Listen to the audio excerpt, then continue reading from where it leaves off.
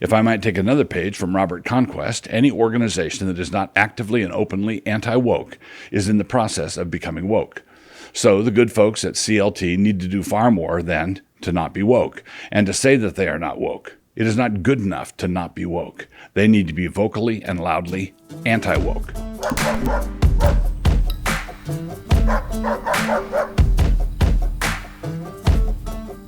Introduction.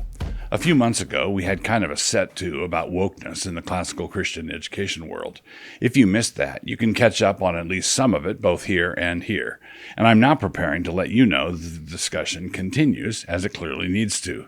The only thing I would add here is that there obviously needs to be much more than a discussion. There needs to be a parting of the ways. Josh Herring has written more about it here, and Jessica Hooten-Wilson makes her contribution here. And to top off this latest round, Scott Yenner also gives us his take on these woke incursions into the world of classical Christian education. For my money, Scott Yenner is exactly right. As he put it in an introductory tweet, this is not how classicists argue. Real classicists don't frame their case the way Hooten-Wilson does, and more about all that down below. I want to argue that the woke disease is the single greatest threat to the resurgent classical Christian school movement. I regard it as the biggest threat we have faced thus far, and there have been many threats to choose from. This is not because I think we've had the earthquake yet, because I don't believe that we have. But the fact that we haven't had the big one doesn't mean that we have no idea where the fault lines are. We know exactly where the fault lines are. How to frame the question. In a movement as large as the classical Christian world has become, parents of a kindergartner who are just now checking it out need to know where the burden of proof lies, or as your child might put it in his valedictory address 13 years from now, if you make the right choice, where is the onus probandi? And because he had a good rhetoric teacher, he used that phrase without any swank, without putting on airs, and he actually made it into a kind of macaronic joke. But that is neither here nor there. This is what I mean by the burden of proof. If some prospective parents come to an ACCS school and they somehow think that the school with its Eurocentric curriculum has the burden of demonstrating that they are not white supremacists, this means that such parents have been marinating in the zeitgeist. Now, I grant that the zeitgeist is not the usual thing one marinates in, but still, there it is. To hear some Christians talk these days, that is all they marinate in. But if some prospective parents are visiting an SCL school and they believe that school has the burden of proving that they are not in the process of going woke, then they are merely showing us all that they are paying attention. Is Jessica Hooten-Wilson showcased at SCL events? And if someone who reasons in the way she does is showcased by them, what does that mean? It surely means something. And if a classical Christian school is considering signing up for the Classical Learning Test, CLT, does the person answering the phone down at CLT have the task of showing the inquiring school that they are not going woke? Yes, they actually do. And why is that? Because in times like ours, any kind of big tent approach is clearly and plainly vulnerable. How easy would it be for the woke and or semi-woke to make their way into a big tent? Those canvas doors are tied back and wide open. So any organization that wants to tolerate woke input without actually going woke is wanting something that cannot be. Someone will reply that I'm simply playing guilt by association. After all, wasn't Thomas Accord the head of Sequitur Classical Academy until his views on race were uncovered? What is the difference, they might ask, between Thomas Accord on the right and Jessica Hooten-Wilson on the left? The difference is that Accord lost his position and influence as soon as his views became known, and Wilson continues on merrily. I'm not saying that every SCL school is woke, or that CRT is. Of course not. I'm simply saying that to raise the question is quite reasonable given our troublous times and circumstances. I am saying that each SCL school that is not woke needs to be acutely aware of the peril their broader association is in. If one of your basic principles is that of broad inclusion, you need to be truly sensitive to the fact that we live in a time when the woke commies are going to line up in order to be included, taking full advantage of that broad inclusion. So the truly solid SCL school needs to gladly assume the burden of showing that their school is a true countercultural force and not a conforming jelly with a thin Latin veneer. You know that your school is an aforementioned conforming jelly if any of your board members or faculty voted for Biden. No need to peer into hearts. Just walk through the parking lot and look at the bumper stickers. So, if I might take a page from Ibram X. Kendi, with all appropriate thanks, it is not enough to not be woke. We must be anti-woke. If I might take another page from Robert Conquest, any organization that is not actively and openly anti-woke is in the process of becoming woke. So the good folks at CLT need to do far more than to not be woke, and to say that they are not woke. It is not good enough to not be woke. They need to be vocally and loudly anti-woke. This is because the classical Christian vision and the woke vision go together like Oreos and Dijon mustard. They go together like orange slices in your milk. They go together like Mozart and the Ramones. Patriarchal, not misogynistic. So having set the stage, let me get to my central point. This may be a surprising one to some, and so I would like to ask you to work with me here.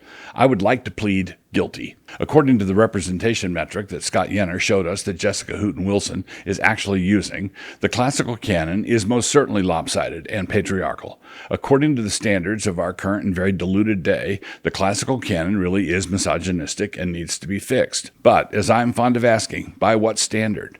This metric is being quietly assumed and applied to Plato and Homer and Calvin, Herodotus, and Augustine and the other dead white worthies that we find in the classical canon.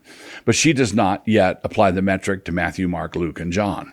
That comes later on in the downgrade. She maintains that women are grossly underrepresented in the classical canon.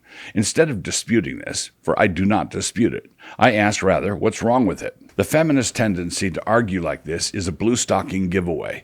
The canon is overwhelmingly masculine for the same reason the NFL is. If you would like a really bracing read along these lines, I would highly recommend the book No Apologies by Anthony Esolen.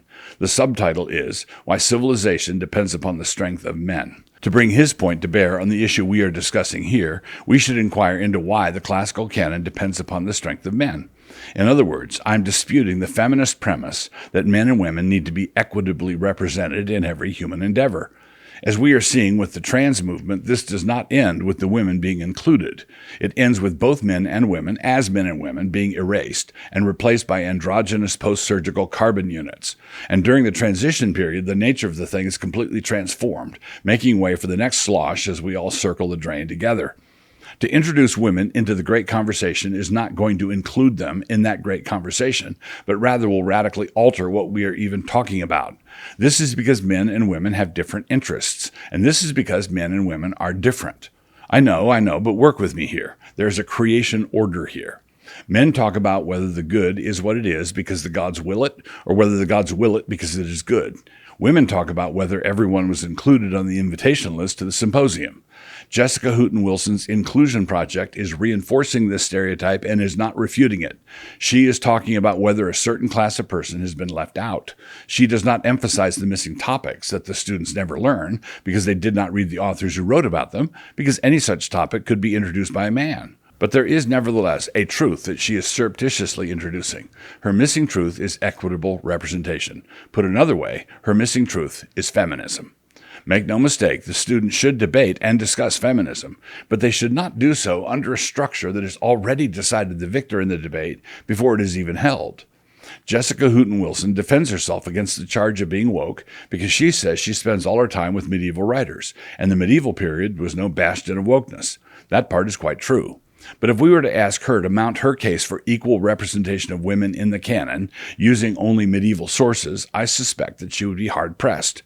She can only make that case by appealing to our current egalitarian vibe, which is compelling only to those who have not been classically educated. The fact that few recognize what she is doing, or, if they see it, are afraid to say anything about it, is a sign of how much we need the old-school classical canon, now more than ever.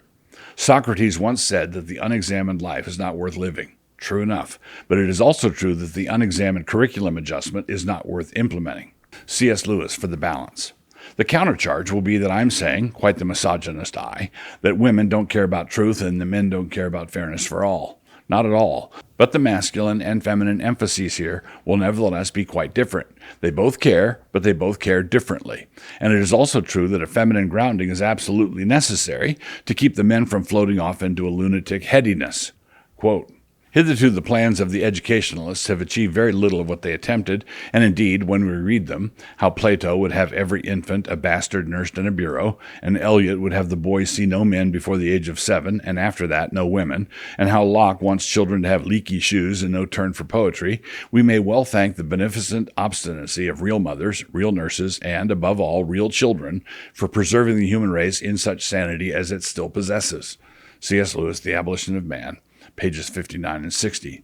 Men and women have different roles to play in the building of civilization. There are exceptions here and there, and we can all be glad for the historical presence of Deborah, the judge of Israel, and Queen Elizabeth I and Joan of Arc. We budget for them. But if you start with the expectation that you need equal representation of male and female engineers on the Apollo moon landing project, what you will end up with is no moon landing. If you demand an equal number of women who are stonemasons in the building of York Minster, what you will have at the end of the day is no cathedral. If you require a priori that half the troops that hit the Normandy beach be women, what you will win for your pains is a Nazi-occupied Europe. I say all these things subtracting the full contribution of the men and observing the shambolic results. And I grant that if you were to subtract the contribution of the women from our corporate life together, the results would be equally disastrous. But still different. It would be a different disaster. You lose the sanity and the grounding that the women provide, as Lewis saw, and also Chesterton, and every other sensible man in the history of the world. You also lose one of the main reasons men have for accomplishing what they do. As I've noted before, civilizations are built by men with families to feed. Classical contagion. The Lord Jesus identified bad teaching as something like leaven, Matthew 16:6. That is, just allow for its presence, and it will start to do bad things. The Apostle Paul compared a particular kind of doctrinal babble as a form of gangrene, 2 Timothy 2:17. And if gangrene knows anything, it knows how to grow and spread. There's a certain kind of big tent approach to classical education which is healthy and wise. What do you get when you foster debate between those who favor recovering the lost tools and those who favor wisdom and eloquence? You get iron sharpening iron. What do you get when you debate the best time to introduce the teaching of Latin? You get more iron sharpening iron. What do you get when you work through when would be the best time for teaching formal logic? You get productive ideas, that's what. What do you get when you make room for feminist sensibilities, for woke nonsense? You get the death of a movement.